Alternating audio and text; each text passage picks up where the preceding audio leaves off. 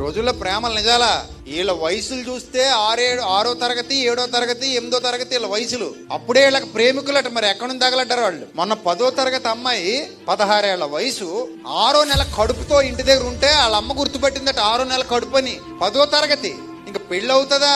ఆ కడుపులో ఉన్న బిడ్డను ఏం చేశారంటే బంధువులకి అది తెలియకుండా జాగ్రత్తగా ఇంట్లో పెట్టి 9 నెలల్లో మోయించి ఆ 9వ నెలలో బిడ్డను కనేసిన తర్వాత సీక్రెట్గా ఎవరికి తెలియకుండా బిడ్డను తీసుకెళ్ళి ఎక్కడో వదిలేసి ఎవరికో ఇచ్చేసి వచ్చారు.